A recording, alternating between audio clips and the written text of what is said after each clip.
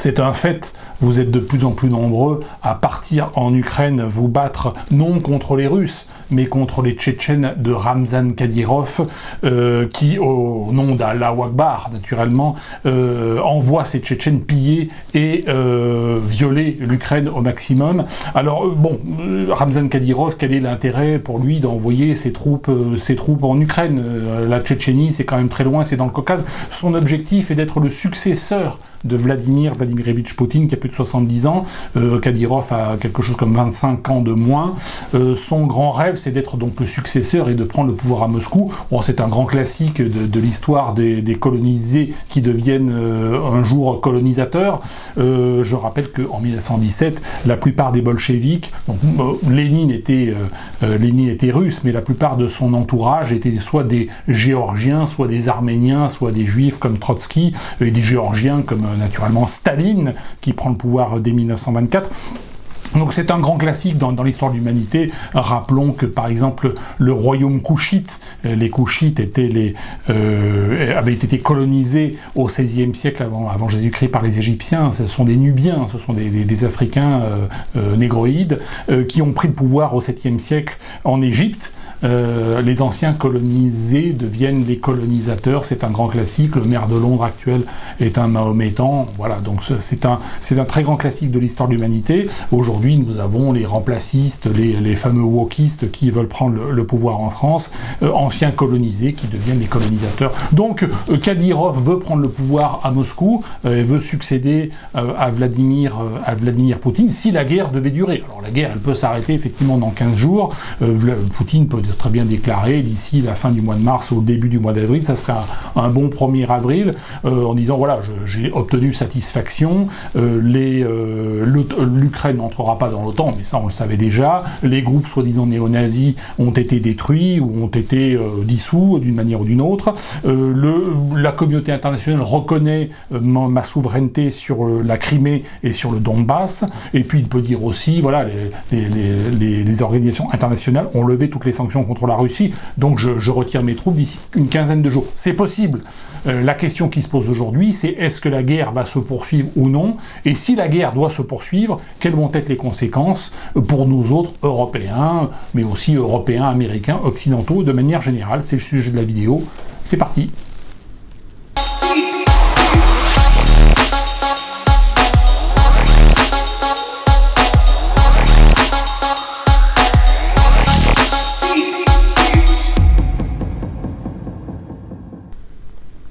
Alors, je ne suis pas optimiste sur une conquête rapide de l'Ukraine par l'armée russe, pour plusieurs raisons. D'abord parce que la communauté internationale galvanise les Ukrainiens par son soutien extrêmement massif, donc même les Ukrainiens qui n'étaient pas forcément très combatifs, le deviennent du fait effectivement de ce soutien international.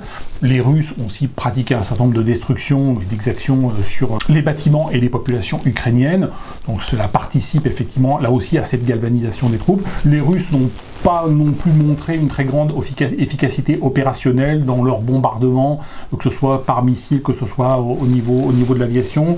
Il y a eu beaucoup de ratés, il y a eu beaucoup de commandos qui ont été parachutés ou qui ont été largués dans de très mauvais secteurs et qui se sont fait immédiatement détruire. Et puis, depuis 2014, l'Ukraine, de toute façon, est déjà en guerre dans le Donbass, et les Occidentaux, notamment les Américains, les Européens, mais surtout beaucoup les Américains, ont fourni à l'Ukraine un très grand nombre d'armements, alors d'armements relativement légers, hein. Ce sont les fameux missiles Javelin, ce sont les fameux Stinger, missiles anti-aériens, mais missiles portatifs, hein, portés par un seul homme, ou un homme ou deux suffisent pour effectivement utiliser ce matériel, extrêmement efficace. J'ai fait plusieurs vidéos sur le fusil d'assaut et sur la révolution que représente le fusil d'assaut, et dont la K-47 est quand même on va dire le premier vrai fusil d'assaut à diffusion internationale, et qui connaît la plus forte diffusion internationale connue. cet ensemble d'armements change effectivement l'art de la guerre. Aujourd'hui, on n'a plus besoin forcément d'avoir des colonnes de blindés, plus de blindés que l'ennemi. Il suffit d'avoir ce type de missiles portatifs ou de fusils d'assaut pour faire la misère à une armée d'invasion. On l'a vu lors de la guerre du Vietnam et plus encore lors de la guerre d'Afghanistan dans les années 79-89 où les soviétiques ont été, à l'époque, l'URSS, ont été battus par les fameux talibans. La guerre en Irak, la guerre en Somalie, la guerre aujourd'hui au Yémen qui est perdue par l'Arabie Saoudite. Donc on a toutes ces guerres asymétriques ont prouvé qu'effectivement des armées ou du moins des populations paramilitaires équipées de ces missiles et de fusils d'assaut étaient capables de vaincre des armées plus conventionnelles. C'est ce qu'on appelle la guerre asymétrique. Aujourd'hui en Ukraine, vous avez quelque chose comme 10 millions d'hommes plus ou moins mobilisés, d'hommes et de femmes aussi. Il y a aussi des femmes qui se battent, plus les supplétifs occidentaux, tous les occidentaux, américains, européens qui vont se battre aux côtés de l'Ukraine pour toutes sortes de raisons, pour toutes sortes de motivations. Il y a même aussi des Tchétchènes dans l'autre sens. Il y a des Tchétchènes dans les deux sens. Il y a aussi des Tchétchènes qui se battent contre les Russes, qui veulent crever du Russe. Le Tchétchène, il est un peu incontrôlable. C'est ce qu'il faut retenir. Si Poutine avait voulu réussir son invasion, il aurait dû le faire en 2014. En 2014, lorsqu'il a envahi la Crimée, il aurait dû, entre guillemets, en profiter, si ça avait été vraiment sa stratégie, d'envahir la totalité de l'Ukraine. Et à ce moment-là, les Ukrainiens auraient été pris de court. Aujourd'hui, ils ne sont pas pris de court. Un homme averti en vaut deux.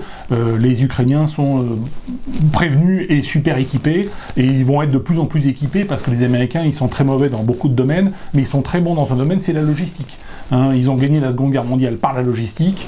Je rappelle que Eisenhower, c'est un logisticien, c'est rien d'autre que ça. C'est pas un grand stratège militaire, c'est pas un grand génie militaire, c'est un logisticien. La logistique, c'est un truc de fou, les Américains. D'ailleurs, on l'a vu très récemment lorsqu'ils ont dû évacuer Kaboul et l'Afghanistan. Ça a été une merveille de logistique. Alors, c'était une catastrophe sur le plan politique et sur le plan militaire, c'était un échec total. Mais sur le plan de la logistique, c'est-à-dire la capacité d'amener des personnels ou d'enlever des personnels d'un site, ou d'amener ou de retirer du matériel, là, ils sont très forts. Et aujourd'hui, ils inondent l'Ukraine de missiles portatifs, de type Javelin, de type Stinger. Donc là, ça va être la misère pour l'armée russe. L'armée russe, elle peut mobiliser 1 million d'hommes, mais les Ukrainiens en face, s'ils sont 10 millions, c'est clair que même si Poutine devait conquérir, effectivement, sur le plan strictement militaire, la totalité du territoire ukrainien, pour le contrôler, pour le maîtriser, ça va être très difficile. Et donc, je suis pas optimiste sur une fin rapide de la guerre. Alors maintenant, d'ici une quinzaine de jours, Poutine peut très bien ravaler son ego, dire bon voilà, je retire mes troupes d'Ukraine, je me rends compte que voilà, j'ai obtenu une partie on va dire de mes objectifs, voilà, l'assurance que l'Ukraine ne rentrera pas dans l'OTAN. Il peut broder un petit peu sur ce sujet, la destruction des groupes néo-nazis, parce que ça fait partie de sa rhétorique. Donc il peut broder dans ce sens-là, retirer ses troupes, partir un petit peu la queue entre les jambes. Mais c'est clair que les Occidentaux sont dans une posture aujourd'hui où ils ne lâcheront rien. C'est-à-dire qu'ils voudront humilier la Russie au maximum, ils voudront sanctionner la Russie au maximum. Je rappelle que formellement, le fait de livrer des armes à la Russie, que ce soit de la part de la France, de la part de l'Union européenne, de la part du Canada, de la part des États-Unis ou de l'OTAN, formellement, nous sommes en guerre contre la Russie. Livrer des armes à un pays, à l'Ukraine qui est en guerre contre la Russie, forcément, c'est être en guerre contre la Russie. Pas complètement directement, indirectement, mais du point de vue de la Convention de Genève, c'est clair que nous sommes aujourd'hui, techniquement, nous sommes en guerre contre la Russie, il faut être très clair. Et ce n'est pas qu'une guerre économique. On entend des ministres, Bruno Le Maire et autres dire c'est la guerre économique totale. C'est pas seulement la guerre économique totale. Le fait de livrer des armes à un pays en guerre, alors si on livrait aux deux parties, on pourrait dire c'est du commerce, mais là c'est pas du commerce parce que les armes on les donne, on ne les vend pas, et deux, on ne les donne qu'à l'Ukraine. Donc on est partie prenante et on est co-belligérant. On est clairement aujourd'hui co-belligérant aux côtés de l'Ukraine contre la Russie. Donc on est formellement en guerre contre la Russie. Puissance nucléaire. Donc il faut voir dans quel état on est. Maintenant, les Occidentaux, les chefs occidentaux, je pense à Macron, je pense à Trudeau, je pense à Biden, je pense à Olaf Scholz, je pense à Ursula von der Leyen, la présidente de la Commission européenne, ils veulent une guerre longue. Pourquoi ils veulent une guerre longue? Parce qu'une guerre longue pour eux, ça veut dire des taxes pendant des années, des passeports des passeports sanitaires et des passeports climatiques et des passeports et des bracelets électroniques anti-guerre. On a eu ça sur l'anti-Covid, mais on l'aura sur le climat et on l'aura également peut-être anti-russe, pourquoi pas, le bracelet électronique anti-russe. On peut tout imaginer. C'est la répression fiscale, c'est la répression réglementaire qui va s'accélérer encore, qui va s'accroître encore et encore. Je rappelle qu'au deuxième ou troisième jour de la guerre, tous les chefs d'État européens ont dit que ça sera une guerre longue. Ils n'en savaient rien. Pourquoi ils disent que ça sera une guerre longue? Parce qu'ils veulent une guerre longue. Ils veulent une guerre qui dure des années et des années et des années pour pouvoir réprimer les peuples européens, américains. La guerre n'est qu'un prétexte.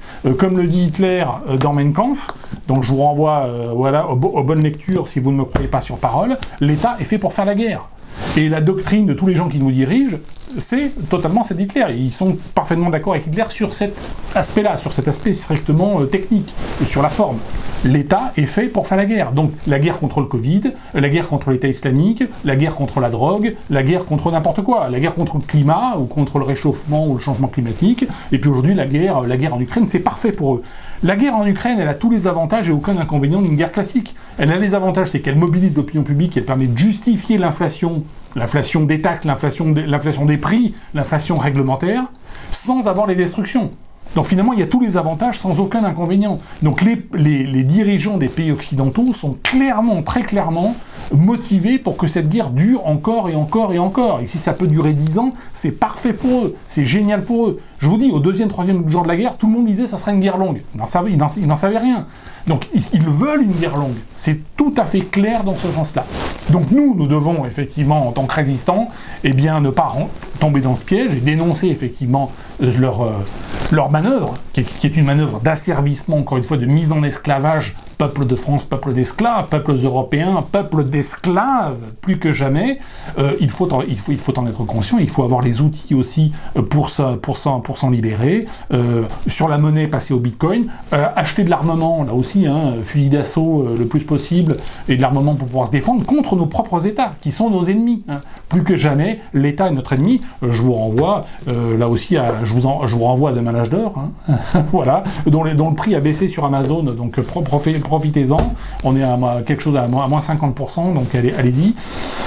Voilà où est-ce que nous en sommes aujourd'hui. Je reviendrai bien sûr sur ces sujets qui sont très intéressants, mais c'est vrai qu'à long terme, aussi sur le plan international, eh bien, le danger, c'est que si la guerre dure 3, 4 ans, plusieurs années, eh bien qu'un jour ou l'autre, Kadyrov prenne le pouvoir à Moscou. Une fois que Poutine aura été largement discrédité, s'il devait s'enferrer en fait dans cette occupation de l'Ukraine qui ne pourra être que sanglante pour l'armée russe, parce que les Occidentaux vont délivrer des armes et encore et des munitions, et ce sera une sorte d'Afghanistan européen.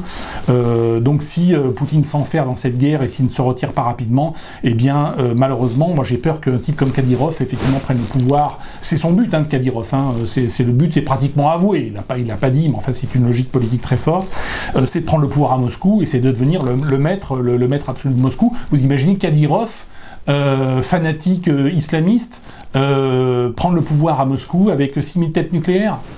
Donc voilà où on en est. Voilà où pourrait conduire effectivement une guerre qui serait trop longue. Poutine s'est planté. Clairement, s'il voulait conquérir l'Ukraine, c'était en 2014 qu'il fallait le faire. Maintenant, c'est trop tard, c'est plié. Il a intérêt à se retirer rapidement, ne serait-ce que pour lui, mais pour la paix en Europe et pour la paix de la Russie et pour la paix dans le monde. Parce que naturellement, le danger, c'est que la répression fiscale et réglementaire s'accroisse toujours plus dans les pays occidentaux. Et puis qu'un beau matin, on est un Ramzan Kadyrov, chef de la Russie, avec 6000 têtes nucléaires et Allahu Akbar. Voilà, c'est un peu ça le danger. Je vous souhaite une bonne journée et je reviendrai bien sûr vers vous sur ces excellents sujets et sur d'autres. Merci et à bientôt.